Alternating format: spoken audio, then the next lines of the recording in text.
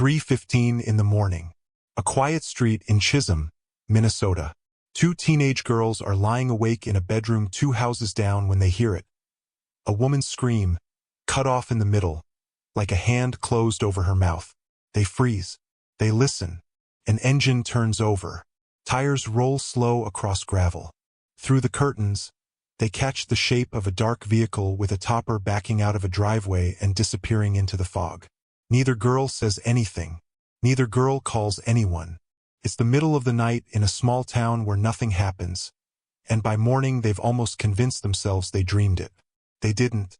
At that exact address, less than 100 yards from where they lay, a 38-year-old woman named Nancy Daugherty was being strangled to death in her own bed. By afternoon, police would find her body during what was supposed to be a routine welfare check. She never made it to the new house she was scheduled to move into 2 days later. She never got to hug her kids again, and her killer didn't run. He didn't leave town. He stayed right there in Chisholm. Got a job, got older, walked past Nancy's own children in the hallways of the same high school he'd once attended. For 34 years, he lived less than a mile from the house where he left her body, and not one detective, not one interview, not one lead ever landed on his name. Then, in the summer of 2020, a Bureau of Criminal Apprehension agent watched a man carry 3 garbage bags out to a dumpster. That was the moment it finally ended. This is the story of how a piece of trash cracked open a 34-year-old cold case, and why, even after the science gave investigators an airtight answer, the killer still had to be tried not once, but twice before justice actually held. If a story like this, one where the truth sits buried for 3 decades before science finally drags it into the light, is the kind of case that keeps you watching, hit subscribe before we go further. This channel exists to tell these stories properly, from the first scream to the final verdict, and there's a lot more waiting for you if you stick around. Now, let's go back to July 1986, to the town of Chisholm, and to the woman this case is really about. To understand why this case haunted an entire community for over 3 decades, you have to understand who Nancy Daugherty actually was, because this wasn't a woman who lived in the shadows. She was one of the people everyone in Chisholm relied on. By day, she worked as a certified nursing home aide, caring for elderly residents who depended on her. On top of that job, she volunteered as an emergency medical technician, one of the people her own neighbors would call first if something went wrong. Everyone who knew her described her the same way: warm, generous, endlessly focused on other people's well-being before her own. In July of 1986, her personal life was mid-transition. She was separated from her husband, working through a divorce, and rebuilding her life from the ground up. She'd already made concrete plans for the future. She was scheduled to move into a new home in just 2 days, and she was preparing to go back to school to advance her career. She had 2 children, and by every account, they were her entire world. Both kids attended the local Chisholm schools, the same schools where, unknown to anyone at the time, her future killer had once been a student himself. On the evening of July 15th, an old acquaintance came by her house to visit. We'll refer to him as B, since his identity has never been made public and remains protected in the court record. Nancy and B had history. Years earlier, they'd been romantically involved before guilt over her marriage ended things, and he'd moved away. That night, though old feelings or not, they went out for a few drinks and took a drive around a nearby lake, the way old friends do when nothing's officially been resolved between them. Just after midnight, B dropped Nancy back home. He came inside briefly to use the restroom. They sat and talked at her kitchen table until she finally asked him to leave. He did, but only made it a few steps before turning back, using the weather as an excuse to check on her moving plans one more time. Through the door, he says he saw her changing her shirt. He assumed she had someone else coming over, so he left. That was, according to every account gathered afterward, the last time anyone has ever admitted to seeing Nancy Daugherty alive. At 3:15 that morning, the 2 teenage girls 2 houses down heard the scream. They saw the dark vehicle with a topper sitting in Nancy's driveway. Then it was gone. The next afternoon, when Nancy failed to show up on her own moving day, someone called the police for a welfare check. What officers found inside would define this investigation for the next 39 years. Just outside her back door, investigators found a large patch of matted down grass, clear evidence that a serious struggle had happened right there on the ground. Nearby, they recovered her keys, apparently knocked or dropped from her hand during that initial confrontation. And right next to that patch of matted grass, they found something that, at the time, seemed almost incidental: a pile of vomit. Whoever attacked Nancy outside her home had been sick during the struggle. And in a decision that would end up mattering more than anyone in 1986 could have possibly imagined, the responding officers, working decades before anyone fully understood the future of DNA evidence, made the call to carefully collect and preserve that sample. The assault then moved inside. Nancy's body was found on her bed, unclothed, partially covered by a comforter. Her clothes were damp and covered in grass clippings, and grass was found directly on her body, physically connecting the struggle outside to what happened next in that bedroom. The medical examiner's findings were stark. Abrasions were concentrated on her neck and clavicle. No defensive wounds were found on her arms or hands, which suggested the assault happened fast, and that she had almost no ability to fight back once it began.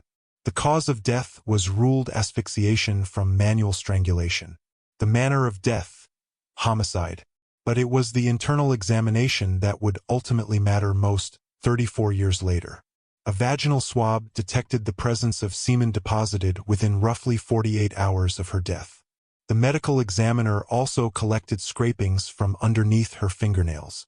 From those two sources, the intimate swabs and the nail scrapings, technicians were eventually able to extract a single, uncontaminated male DNA profile. Combined with the vomit sample recovered outside, investigators now had two independent, high-quality biological sources tied to the exact same attacker. Whoever left that vomit in the yard was the same man whose DNA was found inside her body. In forensic terms, it was about as strong a biological case as investigators could ask for. There was just one problem. In 1986, there was no database to check that DNA against. No national system. No way to search a genetic profile for a name. All investigators had was a perfect genetic fingerprint, and absolutely no way to read it. So they turned to the next best thing they had: the people who actually knew her. And almost immediately, one name rose straight to the top of the list. For over 3 decades, the primary person of interest in Nancy Daugherty's murder was not Michael Carbo. It was B, the same man who had dropped her home just hours before her death. The reasons investigators focused on him were substantial. B had been romantically involved with Nancy in the past, and by his own admission to police, he never fully let go of those feelings. He'd been sending her letters, increasingly intense, increasingly possessive. In one of them, written just 2 months before the murder, he wrote a line that would follow him for the rest of his life. He told her that there were times he thought about her and got so mad he could put his hands around her neck. B had also visited Chisholm at one point and seen another man's vehicle parked outside Nancy's house. He later admitted to investigators that the sight had hurt him deeply and that he'd suspected she was seeing someone new. Then there was the vehicle.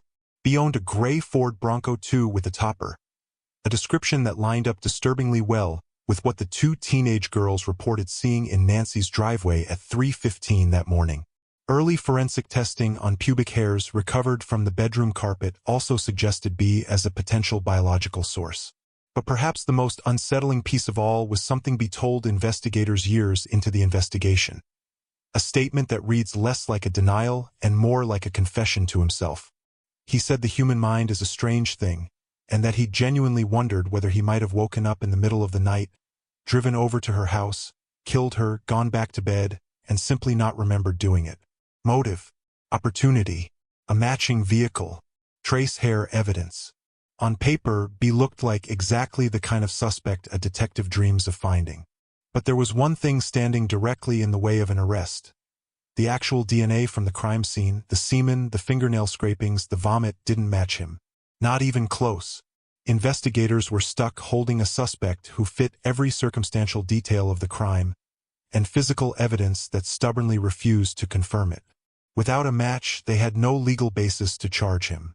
So B remained a shadow hanging over this case for decades.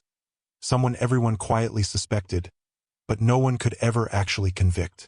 Which meant the real killer, whoever he was, wasn't just getting away with murder. He was getting away with it while an innocent man carried the public suspicion in his place. Through the late 1980s and into the 1990s, the investigation ground forward the only way it could, person by person. Detectives interviewed more than 100 individuals connected to Chisholm. Starting in 1986, they collected blood and DNA samples from as many local men as they could reasonably justify testing. Every single one came back negative. In the summer of 2002, the case got a second wind. The Minnesota Bureau of Criminal Apprehension's newly formed cold case unit, working alongside Chisholm Police and the St. Louis County Sheriff's Office, officially reopened the file. This time they had a new tool, short tandem repeat, or STR DNA testing, a more advanced method that could pull clearer profiles out of degraded biological evidence. It was a genuine technological leap forward. It still wasn't enough. In 2006, the case was featured on a Minnesota crime program, and the reward for information climbed to $50,000.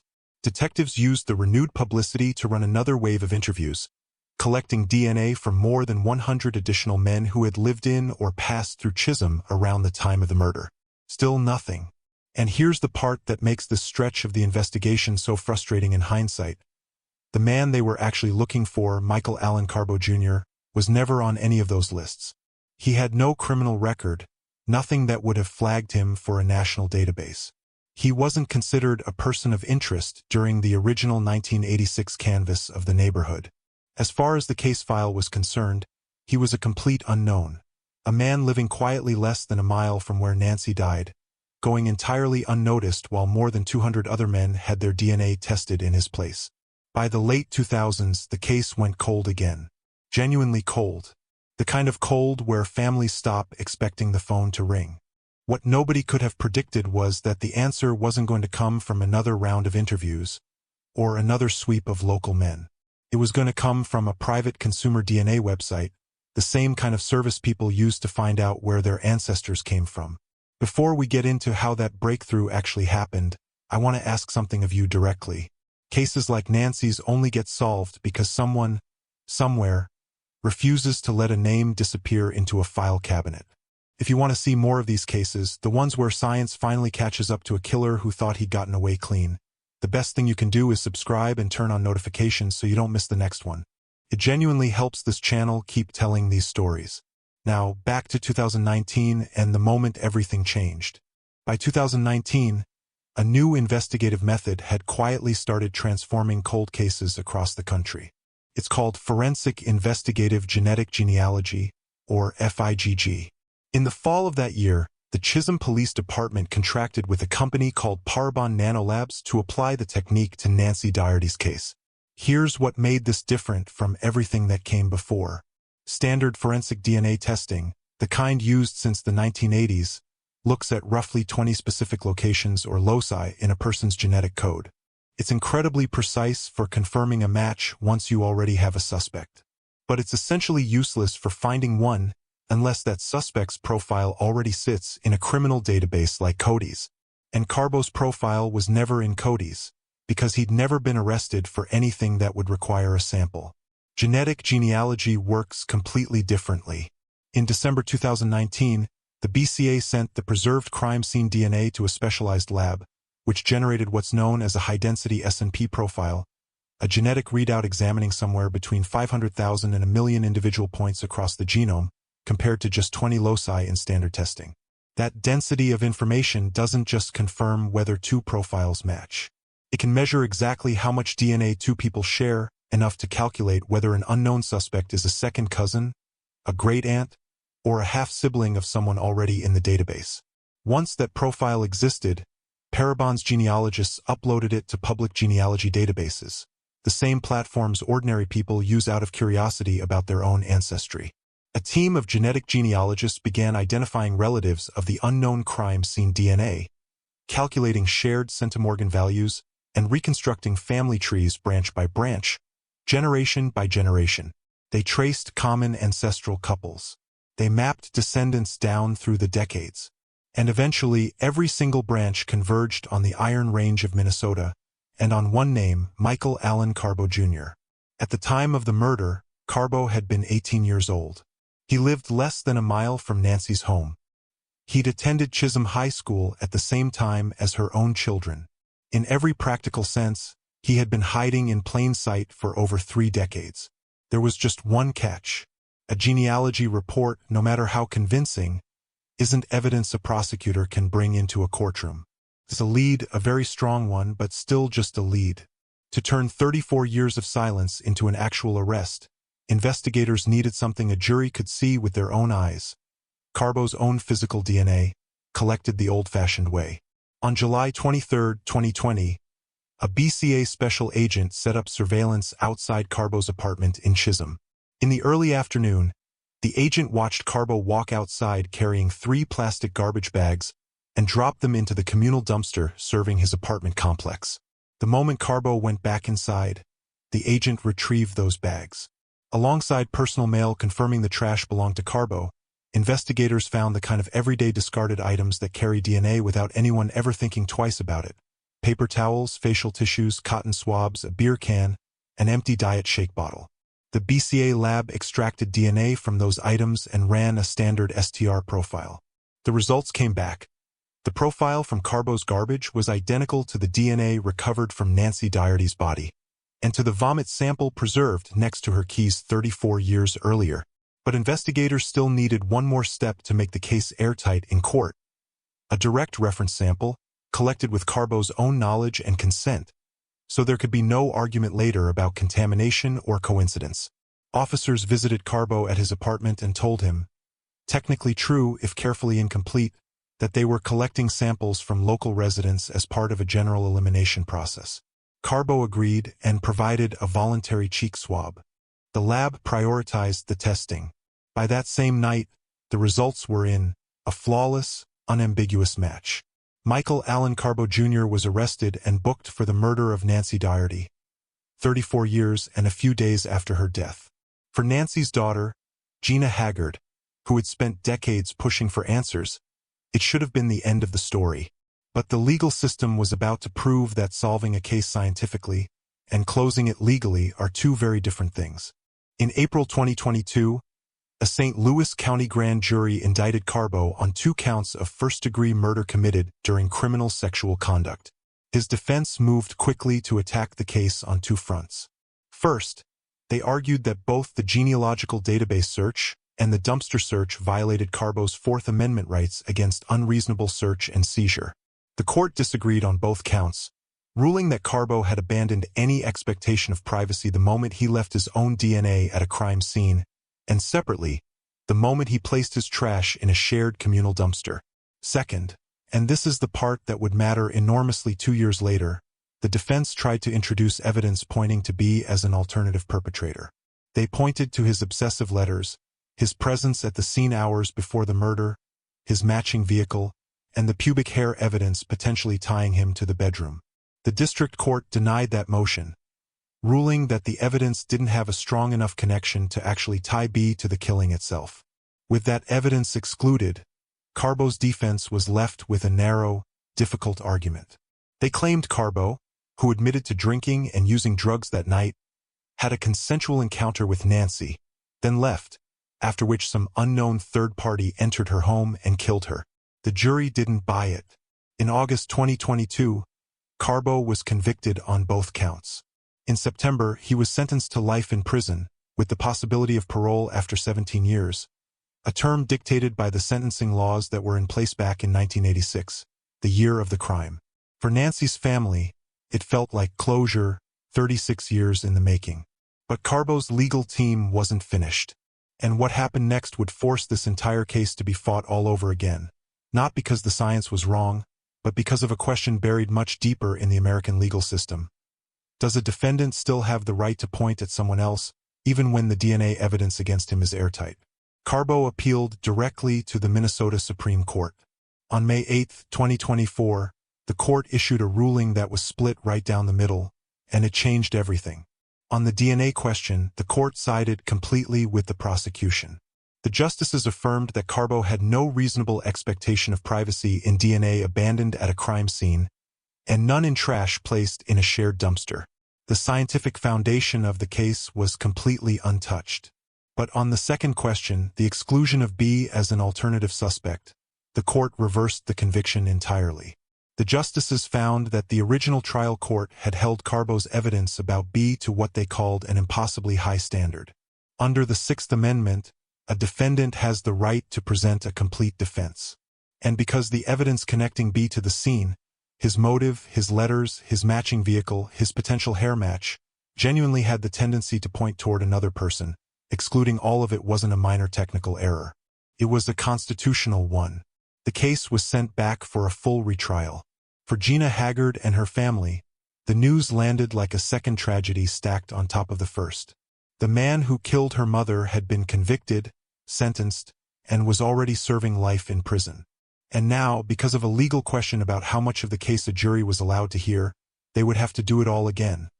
Testify again, relive the crime scene details again in open court in front of strangers one more time. The retrial would be different in one crucial way, though. This time, the jury would hear everything, including the full case against B. The second trial began in January 2025, in Virginia, Minnesota. And for the first time, jurors heard the complete picture. Not just the DNA evidence against Carbo, but the entire alternative suspect narrative the first jury never got to consider. B was called to testify. Jurors heard his letters read aloud, including the line about his hands around her neck. They heard about his vehicle, his presence at the scene hours before the murder, and his unsettling comment about wondering whether he'd killed her in his sleep. On paper, it was a compelling case for reasonable doubt. But the prosecution had an answer for every piece of it. Because while B's pubic hair was a potential match, Carbo's DNA was a certain one. Prosecutors laid it out methodically. Carbo's genetic material wasn't limited to a single ambiguous sample. It was present in the intimate swabs from Nancy's body. It was present in the fingernail scrapings, consistent with a struggle, not a calm encounter. And critically, it was present in the vomit found next to her dropped keys, in the matted grass outside her back door, at the exact spot where a violent physical confrontation had clearly taken place. Carbo took the stand himself. He admitted he had no memory of that night due to intoxication, but insisted that if his DNA was present, it must have come from a consensual encounter. It's a defense that's become increasingly common in genetic genealogy cases, when a suspect can't deny the biological match. The only remaining argument is to try to reframe what that match actually means. The jury wasn't persuaded. A consensual encounter doesn't explain why the man's vomit ended up next to the victim's dropped keys, on a patch of torn-up grass. It doesn't explain fingernail scrapings consistent with a fight for survival. On January 31, 2025, after a 3-week trial, the jury once again found Michael Allen Carbo Jr. guilty on both counts of first-degree murder. This time, there would be no path back to another appeal on this issue. The jury had heard everything, every letter, every alternative theory, every piece of circumstantial evidence about B, and still convicted Carbo, based on the physical evidence that had never once wavered across nearly 4 decades. On October 16, 2025, Carbo was sentenced a second time. Life in prison, with parole eligibility after 17 years, governed once again by the sentencing statutes that were in place back in 1986, decades before Minnesota raised its minimum standard for life sentences to 30 years. Even at final sentencing, Carbo maintained his innocence, telling the court directly that they had the wrong person and that he did not kill Nancy Daugherty. For Gina Haggard, the moment brought no simple sense of victory. Having to testify twice, relive her mother's murder twice, meant the wound never fully closed the first time before it was reopened. In her own words, following the second sentencing, it was a shock to go through a new trial. She had to live the tragedy all over again. New anger, new scars. She said she'll think of her mother every day, but never be able to talk to her, never be able to hug her again. Law enforcement, though, saw the outcome as vindication for decades of work that many had quietly assumed would never pay off. Chief Vern Manor and BCA officials pointed to a simple but powerful truth underpinning the entire case. None of the genetic genealogy breakthroughs in 2020 would have mattered if the original responding officers in 1986 hadn't carefully preserved that vomit sample outside Nancy's back door, decades before anyone understood what DNA evidence could someday become. The Nancy Daugherty case sits at a genuinely rare intersection of forensic science and constitutional law. On one hand, It's one of the clearest demonstrations of what genetic genealogy can do, bypassing the structural limits of a national database like Cody's entirely, using consumer ancestry websites to reconstruct a family tree branch by branch until it points directly at a man who was never once a suspect in 34 years of traditional police work. On the other hand, it's a case that reveals just how fragile even the strongest scientific evidence can be inside a courtroom, if the process around it isn't constitutionally sound. A DNA match that's essentially 1 in a billion wasn't, by itself, enough to guarantee a final conviction. The Minnesota Supreme Court made it clear that even overwhelming physical evidence doesn't erase a defendant's right to point at someone else, and that getting that balance wrong can undo years of investigative work in a single ruling. In the end, both truths held at once. The science was right, and the process eventually was too. It just took 2 trials, 1 Supreme Court reversal, and 39 years for both of those truths to finally line up. If this case pulled you in, if you found yourself genuinely hoping all the way through that the science would hold up in court, that feeling is exactly why this channel exists. These aren't just puzzles. They're real families who waited decades for a name. So if you want to keep following cases like this one, subscribe and consider sharing this video with someone who'd appreciate it too. Costs nothing, and it's honestly the biggest reason channels like this can keep going. Nancy Daugherty didn't get to see her killer's face in a courtroom. Her daughter did twice. And it's worth remembering that somewhere in a police evidence locker in 1986, a young officer looked at a pile of vomit in a patch of matted grass and made a choice most people would never think twice about. He bagged it, and he kept it. 34 years later, that one decision is the reason this story has an ending at all. Thank you for watching. If you want to see another case where investigators used this exact same genetic genealogy method to catch someone who'd been hiding in plain sight for even longer, and where the final twist is even harder to believe, that video is linked right here. Go watch it next.